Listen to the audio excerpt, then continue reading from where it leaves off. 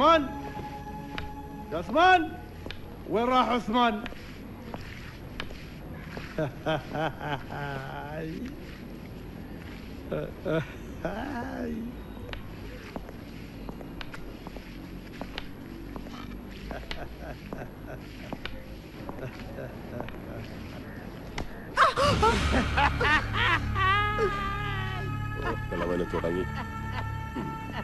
عثمان ايش سوي سفر ready ബാബ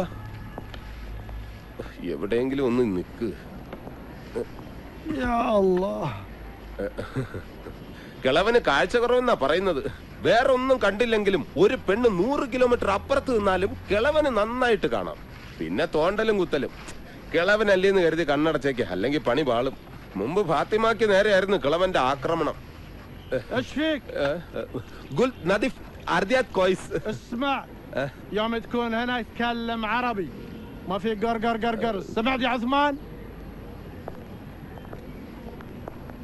أستي ده വിളിക്കുന്നു. عثمان ايش ترجم لها ايش اقول لك. طيب مدام انت لازم تغسلين ستاير كلها غسليها كويس. തുണിയെല്ലാം വൃത്തിയായിട്ട് കഴുകണമെന്ന്. بعدين لما بدر يقوم عطيه اكل. ആ തടിയൻ ചെക്ക ഉണരുമ്പോ അമുക്ക എന്തെങ്കിലും വായിൽ വെച്ചു കൊടുക്കാൻ. اسمعيني بالليل جاينا ضيوف ولازم تسوي لهم طعام. فهمها اكل هم രാത്രിയിൽ വിരുന്നിന് ഫുഡ് ഉണ്ടാക്കണമെന്ന്. എല്ലാരും കൂടി ഫാം ഹൗസിലേക്ക് പോകുന്നത് വെട്ടി വിഴുങ്ങാനാ. തിരിച്ചു വരുമ്പോഴും തിന്നേണ്ട വിചാരേ ഉള്ളൂ. കഷ്ടം. ഞാൻ ഇവറ്റകളെ എല്ലാം മേയാൻ വിട്ടിട്ട് വരാം. വരി വരി.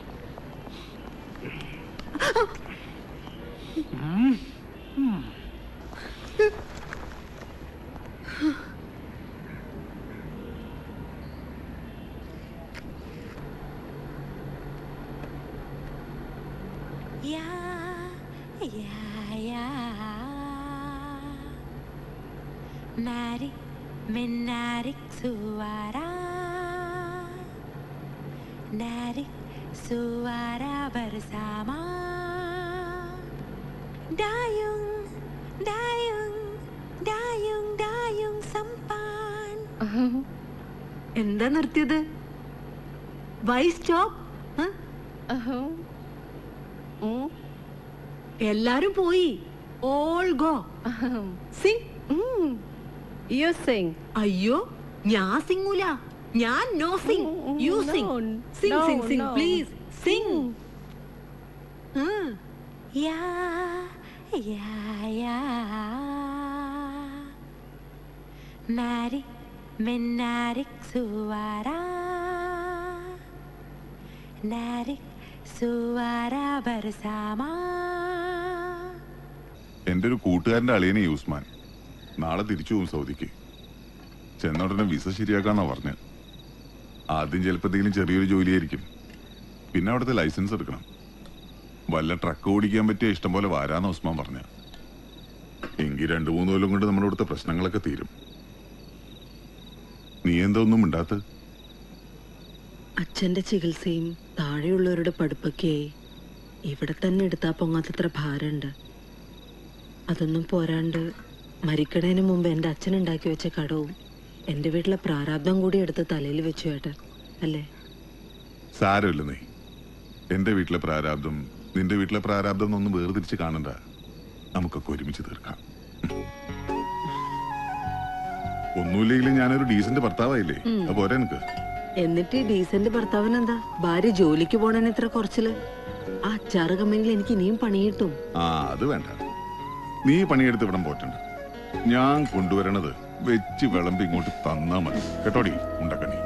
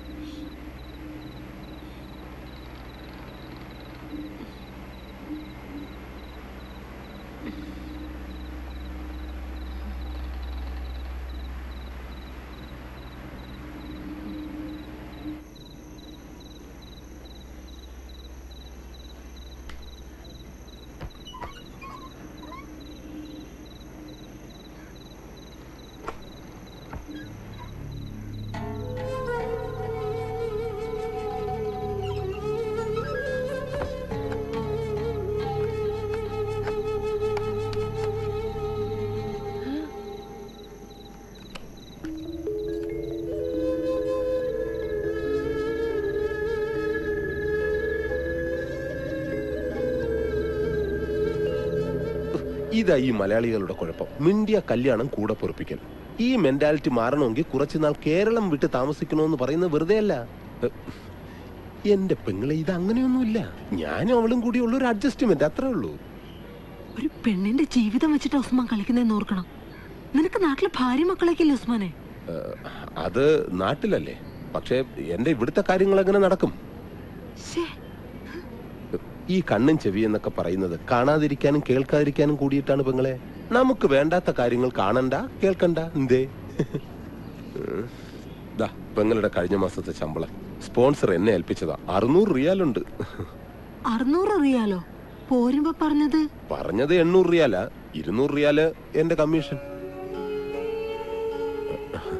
ഇടയ്ക്ക് എന്റെ മുറിയിലേക്ക് വന്നു പോകുന്നതിന് ഞാൻ ആ പെണ്ണിന് കുറച്ച് കാശ് കൊടുക്കാറുണ്ട്. കൂലിയായിട്ടൊന്നും അല്ല കേട്ടോ, ഒരു സ്നേഹം. ആ കാശ് ഇങ്ങനെയൊക്കെയല്ലേ അഡ്ജസ്റ്റ് ചെയ്യാൻ പറ്റൂ. നാട്ടില് ഭാര്യ മക്കളും ഉള്ളതല്ലേ, അവർക്ക് അയക്കുന്നതിൽ കുറവ് വരാൻ പാടില്ലല്ലോ. അപ്പൊ ഈ കാശ് ഞാൻ പെങ്ങളുടെ വീട്ടിലേക്ക് അയച്ചേക്കണേ.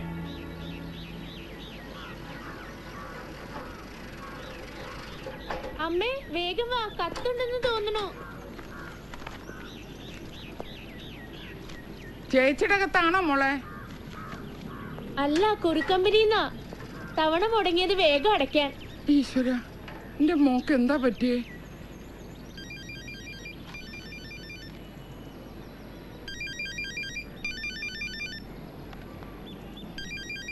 അമ്മേ, വേഗം വന്ന് പുറത്തുനിന്നുള്ള നമ്പറാ. ഹലോ ഹലോ, അശ്വതിയുടെ വീടല്ലേ? അതെ, ആരാ സംസാരിക്കുന്നേ? ഞാൻ സൗദിന്നാ. എനിക്ക് അശ്വതിയെ പറ്റിയിട്ടുള്ള ചില വിവരങ്ങൾ അറിയാനാ. സൗദിന്നാ? ഹലോ, ആരാ സംസാരിക്കുന്നേ? എന്റെ മോൾ എവിടെയാ? അവളെന്താ വിളിക്കാത്ത? അശ്വതിയുടെ അമ്മയല്ലേ? അശ്വതി നാട്ടിലോട്ട് അവസാനമായി വിളിച്ചത് എപ്പോഴായിരുന്നു? അയ്യോ, അവക്ക് എന്താ പറ്റിയത്? എന്റെ മോടെ ശബ്ദം കേട്ടിട്ട് ഇപ്പൊ മാസം 5 ആഴ്ചയിൽ ഒരിക്കൽ ഇവിടേക്കും അവിടെ ഭർത്താവിന്റെ വീട്ടിലേക്കും ഉടങ്ങാതെ വിളിച്ചോണ്ടിരുന്ന കുട്ടിയെ 2 മാസം കൃത്യമായിട്ട് പൈസ അയച്ചോണ്ടിരുന്നു. ഇപ്പൊ വിളിയുമില്ല, കത്തുമില്ല. അവളുടെ നമ്പറിലേക്ക് വിളിച്ചിട്ടുണ്ട്, കിട്ടുന്നുമില്ല. എന്താ എന്റെ മോക്ക് പറ്റിയേ? ആരാ നിങ്ങള്? ഞങ്ങൾക്ക് അവിടെ കാശും പണം ഒന്നും വേണ്ട. ജീവനോട് അവളെ ഒന്ന് കണ്ടാൽ മാത്രം മതി.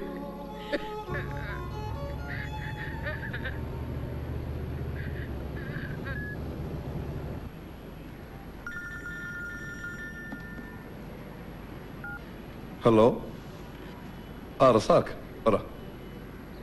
അതെയോ, വിളിച്ചോ? എന്താ അവരുടെ ഭാഗത്തുനിന്ന് റിയാക്ഷൻ? അതെയോ, ഇവിടുത്തെ പത്രത്തിൽ വാർത്ത വന്ന കാര്യം താൻ അറിയിച്ചോ? 5-6 മാസമായിട്ട് യാതൊരു വിവരമില്ലാത്ത മകളെ പറ്റി ഇങ്ങനെ ഒരു വാർത്ത വന്നിട്ടുണ്ടെന്ന് ഞാൻ എങ്ങനെയാ പറയാ? എന്തായാലും നാളെ ഞാൻ ബുറൈദ് വരെ പോകുന്നുണ്ട്. സ്പോൺസറുടെ വീട്ടിൽ കയറി നേരിട്ട് അന്വേഷിച്ച് കളയാം. അന്വേഷണ റിപ്പോർട്ട് അപ്പം അറിയിക്കാം. സൺഡേക്കോളം തികച്ചില്ലെങ്കിൽ തന്റെ പണി പോകുന്ന കേസല്ലേ? റസാഖെ, 3 കോളം 4 സെന്റിമീറ്റർ തേക്കാൻ പറ്റിയ ഒരു വാർത്ത കൂടി കിട്ടുമോ? വിചാരിച്ച പരസ്യം വന്നില്ല. ഞാനൊരു ചാന്ത് ഭാഷയെ പറ്റി പറഞ്ഞില്ലേ, അത് കൊടുത്തോളൂ. അതൊക്കെ ഒരു വാർത്തയാണോടൂ? പത്രക്കാർക്ക് പോലും നിങ്ങളുടെ ചാന്ത് ഭാഷ ഒരു വാർത്തയല്ല. അയാളെ ഞാൻ ആശുപത്രി കൊണ്ടുപോയി തിരിച്ചുകൊണ്ടുവന്നു. ഇനി ഞാനെന്ത് ചെയ്യാനാ? അയാളെ ഇനി ക്യാമ്പിൽ നിർത്താൻ പറ്റില്ല. നാട്ടിലേക്ക് വിളിച്ചപ്പോ തിരിച്ചയക്കണമെന്ന് അയാളുടെ ഭാര്യ പോലും പറഞ്ഞിരിക്കുന്നത്. അതെന്താ? കണ്ടോ, ഇയാൾ ഒരുപാട് തിന്നും. 4 പണിക്കാർ കഴിക്കണ ഭക്ഷണം ഇയാൾ ഒരു നേരം ഒറ്റയ്ക്ക് കഴിക്കും. ഞങ്ങളും അടുത്ത് ഉപ്പും മുളകും കൂട്ടി വായിക്ക് പിടിക്കുന്ന എന്തെങ്കിലും തിന്നാൻ കിട്ടുമോ? ഇതൊരുമാതിരി തവിട് തിന്നുന്ന പോലെ ഉണ്ട്. അത് ശരി, ഇന്നിവിടെ ആക്കി ഒറ്റ പോക്കായിരുന്നല്ലേ? ഒരു ബിരിയാണി വേണമെന്ന് പറഞ്ഞിട്ട് ദിവസം 3 ഒരുത്തരും തിരിഞ്ഞു നോക്കാനില്ല. ദൈവം ഒരു കാര്യം പറഞ്ഞേക്കാം, വായിക്കും വയറിനും പിടിച്ച് എന്തെങ്കിലും തിന്നാൻ കിട്ടാതെ ഇവിടെ എന്നെ കൊണ്ട് കിട്ടൂല. കുറച്ച് കാശ് കൊടുത്തു വെച്ചാല്. അതെ, വാങ്ങുമ്പോഴേ സിഗരറ്റുള്ളത് കൂടി ചേർത്ത് വാങ്ങണം, മനസ്സിലാണോ? ഈ പ്ലാസ്റ്റർ ഒന്ന് വെട്ടിക്കോട്ടെ ചന്ദഭാഷ. ഡീപ്പോർട്ടേഷനിലെ കാര്യങ്ങൾ അപ്പോഴേക്കും ശരിയാക്കാം. ഏയ്, നാട്ടിൽ പോവാനൊന്നല്ല, ബിരിയാണി കഴിച്ചിട്ട് നീക്കുപോക്ക് ഉണ്ടാക്കിയില്ലേ പോവാവൂ.